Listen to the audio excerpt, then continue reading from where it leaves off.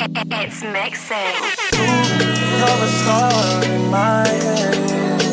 Is it true? True, not even raise war with my friends. No, no. True, you're so bad. We don't need to pretend, but I don't want more.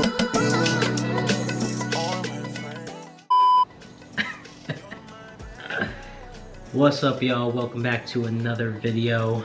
Today is a beautiful day. It was a nice, like, solid 70 degrees out.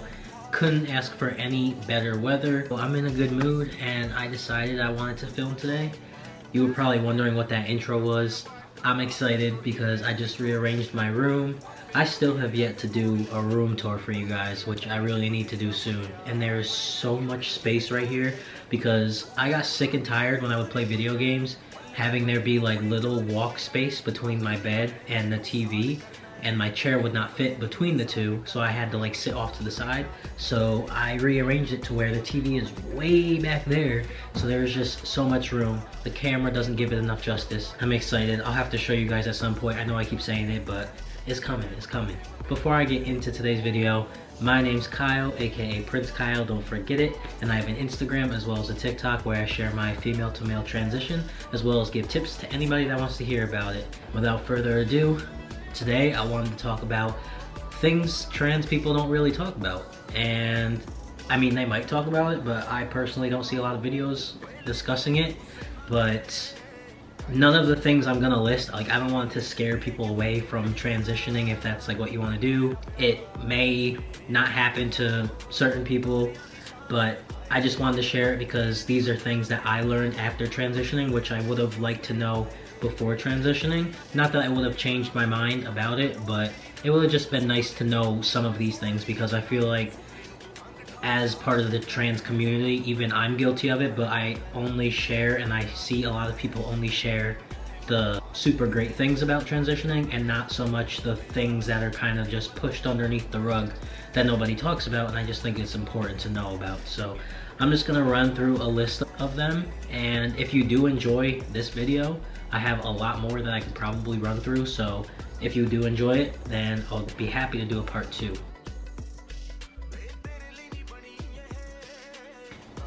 The first one, I did not know this until like recently, which is crazy. I would have liked to have known it before I transitioned.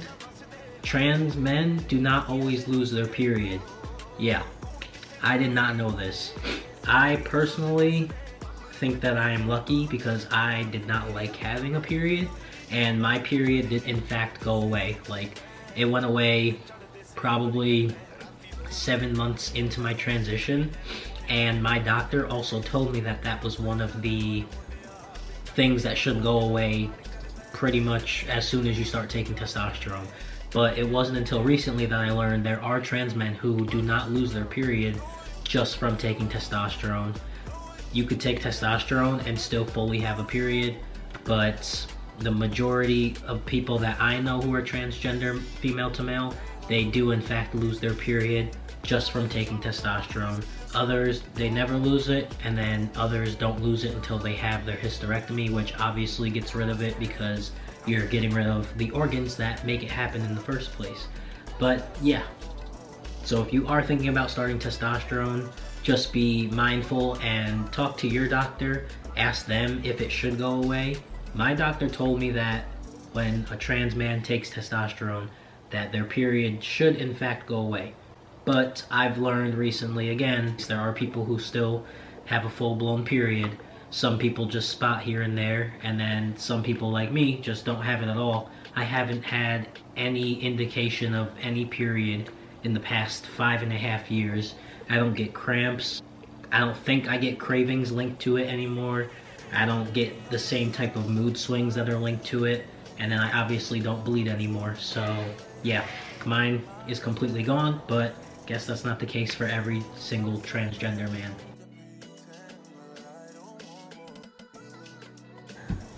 Bottom growth. Bottom growth honestly is one of my favorite things about transitioning, but it can be kind of painful, and I feel like it's not talked about enough because it's seen as like one of the best parts of transitioning, and It really is, like, definitely my favorite part, but it can be very painful in the beginning stages of it growing. So it doesn't hurt in a way of like you feel it literally growing and it's like agonizing pain, but it hurts in a subtle way because you have to remember, we as trans men, for the majority, had a very, very tiny speck down there that was not protruding, I can't even speak, that was not protruding out. So now that it is protruding out, it's a new sensation. It literally is, it went from being inside of something to now poking out. Damn, boy, he's thick! Boy, that's a thick ass boy! So on clothes, it can be kind of irritating, and when you're running or you're sweating and you're chafing, it can kind of hurt because you'll be in public and you gotta kind of adjust yourself, and you obviously don't want to be doing the most in public, so you're trying to do it discreetly, but here you are yanking at your stuff, trying to get it in a comfortable position so that it's not rubbing against things. And I still find myself to this day doing that. I've noticed, I don't know if you're a trans man watching this and you have bottom growth, let me know in the comments or in private if you experience this, but like me, for some reason when I go pee, my bottom growth grows a little bit, and when I get done using the bathroom, obviously you gotta dry it up and stuff. I noticed that with it being so like dry after cleaning myself up, it is extra irritated because now it's rubbing on clothes and it gets stuck to my boxers. So now it's like stiff and stuck against my boxers, and I will like awkwardly have to shimmy my way back to a comfortable position. So let me know if that happens to any of you guys. Again, it was my favorite part of the transition, so I'm really not complaining. It's just not something that's really talked about, and I wanted to make you guys aware of that. This one is super, super important. I know you don't want to hear it, but the gynecologist, you have to be going until you have bottom surgery. If you still have the parts that you were assigned at birth, which are what are considered the female organs, you should still be going to the gynecologist, because at the end of the day, it's an organ that can have a lot of issues, and if you're not being checked frequently, then things can go wrong, because at the end of the day, you have those parts. So it's just common sense that anything can go wrong, and if you're not keeping up with it, that's not good. Even though you identify as a man, it's still very important that you go to the gynecologist. It's better to be safe. I know it can be embarrassing, trust me, been there, done that. It is embarrassing, but if you find the right gynecologist, it is not as scary or intimidating as it's made out to be, because as long as you have a good team behind you, they'll make you comfortable during the experience, and then you know you're safe. So that's the best part about it. You may not ever get a beard. You may get peach fuzz, you may get like a little chin strap, but when it comes to facial hair, and I get this question a lot, like how long did it take for you to get your facial hair? Honestly, it took me pretty much my whole transition. It wasn't until this like year and a half that I was able to grow a full beard, and it's still nothing crazy. Like I can't grow a huge Santa Claus beard. I can only grow like a nice shadow around my whole jawline. But when it comes to facial hair, and honestly body hair in general, that comes down to genetics. So if you have brothers, uncles, grandfathers, if you have people like that who don't really grow facial hair, 9 times out of 10 you're probably going to be the same way. It doesn't matter how much testosterone you take.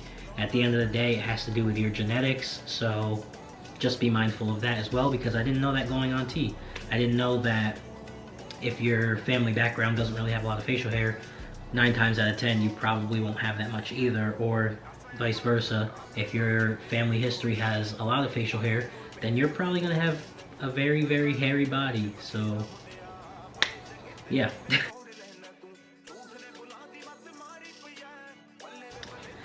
This one is important if you want children. So it is definitely smarter to preserve your eggs before you transition, if possible. I know it can be very expensive, which is why a lot of people don't preserve them from the beginning.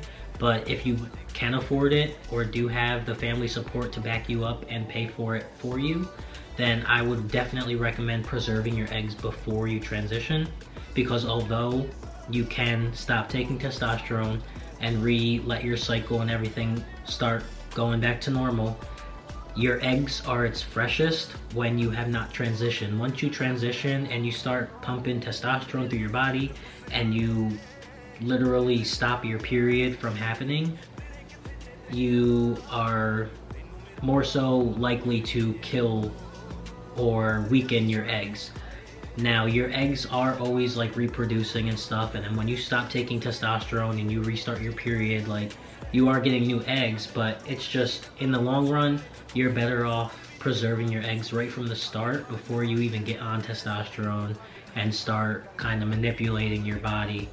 You just want it to be in its most natural state before anything was added to your system. But again, it's not impossible. It's actually very common that people stop taking testosterone and preserve their eggs, but it is definitely better to do it before you start testosterone, just so everything's fresh, natural, and untouched.